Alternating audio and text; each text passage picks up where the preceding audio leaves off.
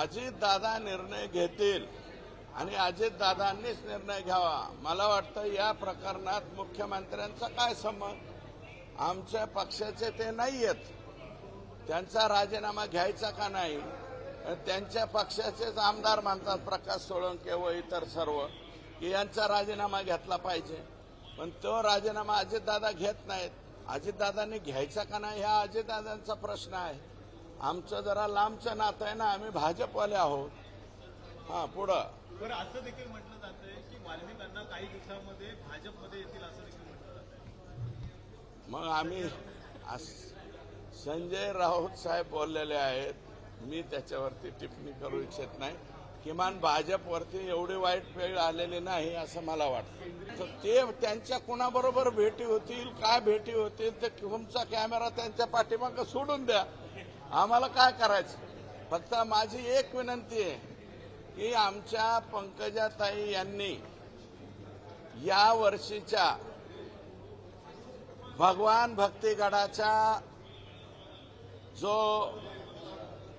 दसऱ्याचा मेळावा झाला, त्या दसरा मेळाव्यामध्ये एक वाक्य वापरलं होतं की ज्यांच्याशिवाय धनंजय मुंडेंचं पान हालत नाही असे वाल्मिक अण्णा। हे बहुतेक तुमच्याकडे जर स्टोअर असेल तर ते वाक्य सुद्धा काढून ठेवा, कारण आजचा जो फोन त्या लेडीचा झालेला आहे तो अतिशय भयानक प्रकरणामधला आहे। आणि मग ते पान सुद्धा धनंजय मुंडेंशिवाय हल्लंय का नाही हे मला बघायचं। अजित पवार पालकमंत्री म्हणून बीडला बैठक घेत आहेत, तुम्ही सातत्यानं धनंजय मुंडेंच्या राजीनाम्याची मागणी करताय, त्या बैठकीमध्ये मी राजीनाम्याची मागणीच केली नाही ना। अहो मी नाही, प्रकाश सोळंकेंनी मागणी केली। राष्ट्रवादी मोर्चे जे निघतात मोर्चेकरी मागणी करतायत, मी कुठं मागणी केली अजून? मी अजून धनंजय मुंडेंच्या राजीनाम्याची मागणी केली नाही। पुढं दुसरीकडे वाल्मिक कराड यांना ज्या रुग्णालयामध्ये ठेवलं होतं, शासकीय रुग्णालयात, त्या शासकीय रुग्णालयाचा पूर्ण एक मजला खाली करण्यात आला होता, स्पेशल ट्रीटमेंट दिली। माझ्या कानावर आलं होतं, नंतर मी आमचे CS थोरात आहे ते परदेशामध्ये गेलेले, त्यांना फोन केला असा असा काही प्रकार झालाय का, तर त्यांच्या कानावर आलं, कारण सबऑर्डिनेट लोक होते। लगेच त्यांनी जे आहे ते तिकडून परदेशातून सांगितलं आणि ते बाहेर काढलेले कॉट लगेच आत घेतले।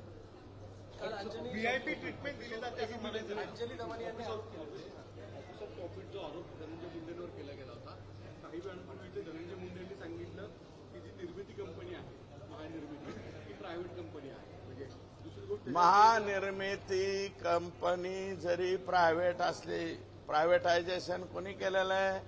शासनाने केलेलं आहे। महावितरण, महानिर्मिती, पारेषण हे कोणाचे अंग आहेत? सरकारचे अंग आहेत। सुप्रीम कोर्टाचा जो त्यांनी दाखला दिलेला आहे, ठीक आहे, सुप्रीम कोर्टाचा निर्णय असेल, परंतु बेमालूमपणे त्या राखेची कत्तल करावी। राख कोट्यवधी रुपयाची, हजारो नाही लाखो कोटी रुपयाची राख उचलण्यात आलेली आहे।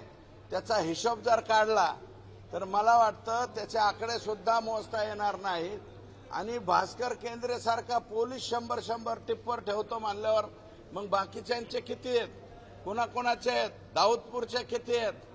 कोणत्या मुंडेंचे किती आहेत? सगळे आकडे आहेत माझ्याकडे। पण तुम्हाला माझी विनंती आहे ना, मीडियाला जाऊन जरा बघा ना, तुम्ही नीटनाटकं बघा ना। ते सुप्रीम कोर्टाचा गोंडस म्हणजे आदेशाचा गोंडस नाव मला वाटतं मुंडे साहेबांनी घेऊ नये अशी माझी विनंती।